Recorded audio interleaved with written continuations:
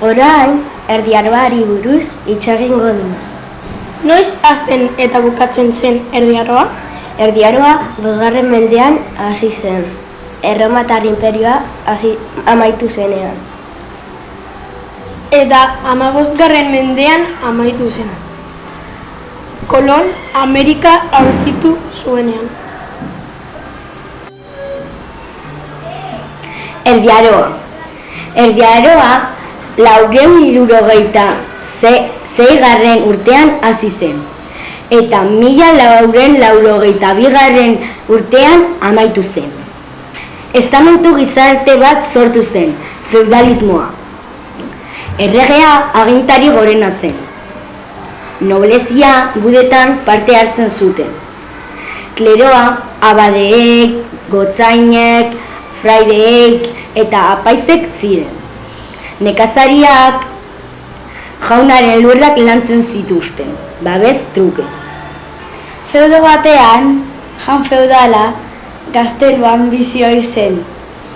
Familiarekin, zerbitzarekin, nobleekin eta zaldunekin. Nekazariek jaunaren lurrak lantzen zituzten babes truke. 15. mendean bake garaia hasi zen. Ekonomia hobetu eta biztanleria hasi zen. Nekazari asko hirietara joan ziren eta artisauaren eta merkatarien lanak egin zituzten. Hiriak handitu ziren eta berriro sortu ziren. 3 estilo arkitektonikoak egon ziren: estilo gotikoa, estilo musulmana eta estilo erromanikoa. Kultura aniztasun asko egon zen Erdi Aroan. Kultura kristaua, kultura musulmana, kultura judua. Zer da feudalismoa? Erdi Aroko gizarte antolakuntzari feudalismoa deritzo. Basailoek trukean zergak eta tributuek ordaindu behar zituzten jaunaren lurrak erabiltzeagatik. Jauntxo feudalaiek nobleak elikatzeko kide ziren. Erregearekin menpekotasun erlazio bat zuten, handiagoa edo txikiagoa izan zen. Feudalismoaren jatorria Erromatar inperioaren gainbeheran eta herri barbaroen inbazioetan. Ekonomia, gizartea eta politika. Pribilegiatuek zergak jasotzen zituzten, kleroak eta noblezia. Estamentuzko gizartea Erdi Aroan sortutako eta 18. mendean izaten jarraitzen zuten gizarte antolaketa berezia. Noblezia pribilegiatuen barruan zeuden eta zergak kobratzen zituzten. Herri xehea, ez pribilegiatuek barruan zeuden, burgesia eta nekazaritza osatuta. Pribilegio gabeak, nekazariak, dendariak, burgesiak osatzen zuten. Zergak ordaintzen zituzten pribilegiatuei. Denak pobreak ziren burgesia izan ezik. Burgesia hirietan bizi zen, zergak ordaintzen zuten. Gehienak ondo bizi ziren, ekonomikoki eta ezberdintasun asko zuen, gizarte talde bat. Nortzuk ziren bisigodoak? Bisigodoak herri germaniar bat ziren eta 507. urtean iritsi ziren Ibernar penintsulara. 5. mendearen amaieran Europaren iparraldeko eta ekialdeko herri germaniar okupatu zuten Erromatar inperioa. Erromatarren aliatu izan ziren eta hauekin batera bisigodoak beste herri germanak batzuk bota zituzten. Bisigodoen artean ziragintza nabarmendu zen. Bitziak egiten zituzten metalez eta harribitxiz. Nola bizi ziren Erdi Aroan? Erdi Aroa Europako historiako aro bat da. Antzindaroan ondorengoa eta aro modernoan aurrekoa.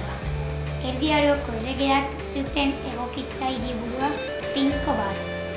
Noblek Erdi Aroko gizarte estamentuetan herria armekin defendatzeko ardura zuten. Goi mailako nobleak erregearen basalu zuzenak ziren. Erregea goi mailako noblea zen.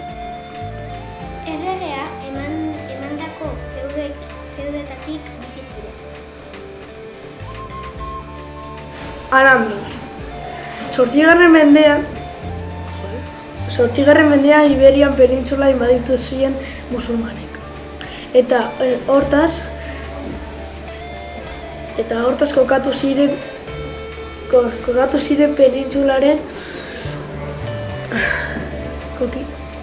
penintsularen zati handi batean. Hortaz, Visigodon erresumari Visigodean amaieran eman zioten eta musulmanek menderatuko lurretan Al-Andalus sortu zuten. Inbazioa eta emirreria. 711 urtean, Iberian penintsula sortu ziren.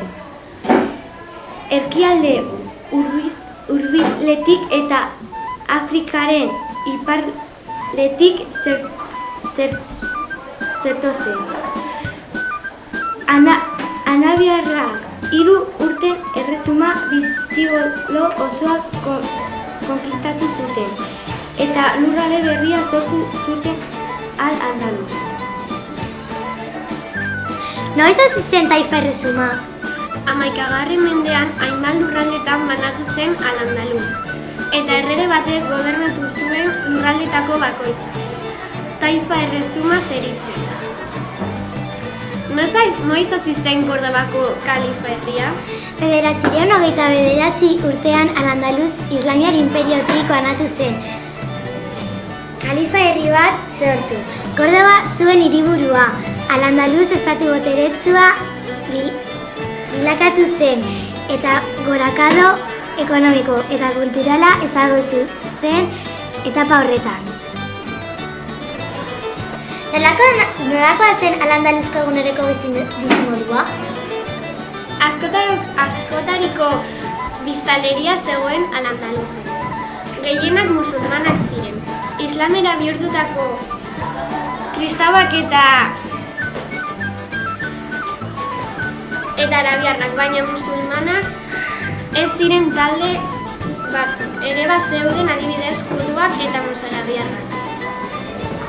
Kristau erresuma. Iparraldeko kristau erresuma musulmanek Iberian penintsularen zati handi bat mendearatu zuten. Baina iparraldeko mendietan musulmanei aurre egin zieten. Kristau batzuk babestu ziren Asturiako erresuma kristau erresuma independenteak sortzen hasi ziren. Eta apurka hegoalderantzeko zabaldu ziren. Hauek izan ziren kristau erresuma nagusia. Leongon erresuma, Gaztelako erresuma, Iruñeko erresuma, Arraikoko erresuma eta Kataluniako konderria. Geroago 12. mendean Portugalgo erresuma sortu zen. Kristau erresumen zarakundea. Kristau erresumen penintsulan hegoaldean edatu ziren musulmanen. Esku zeuden lurraldean horretarako Al-Andalusko lurrak konkiskatu behar izan zuten. Kristauen haunerbide nagusia Navas de Tolosa buruan da. 1232 gudu handitik aurrera hautsi zen Iberiar penintsulako musulmanen egonea Granadako erresumak 1492 iraun zuen. Nekazaritza ere oso garrantzitsua izan zen. Batez ere landutako ekoizlagintza geratu zen. Zer egiten zen monasterioetan? Erdi Aroan monasterioak idazteko, irakurtzeko eta ikasteko erabiltzen ziren. Monasterioan aintzinako historiak eskuz idazten ziren, Greziako eta Erromako lanak bizitza osoan jakiteko. Frailer lanagatik aintzinako gauza asko ditugu. Aurkikun egon ziren Erdi Aroan. Aintzinan eireak oso txikiak ziren eta jende gutxi bizitzen zen. Eta orduan jendea beste lekutara joan zen eta hiri berriak sortu ziren. Ere erresuma independentea sortu zen. Bat, zer da hori? Erresuma independenten bat hau da. Bisigodak erromatarekin aliatu ziren eta hiria konkistatzera joan ziren. Hiri horretik jendea bota zituzten eta Toledo hiriburua zen da. 7. mendean Al-Andalus sortu zen. Iberiar penintsula inbaditu zuten musulmanek eta kokatu ziren penintsulan zati handi batean. Hartaz erresuma bisigodoari amaiera eman zioten eta musulmanek Al-Andalus jarri zioten izena. Ere Asturiako erresuma sortzen lazi Iruñako erresuma ere sortu zuten eta herriak sortzen hasi ziren.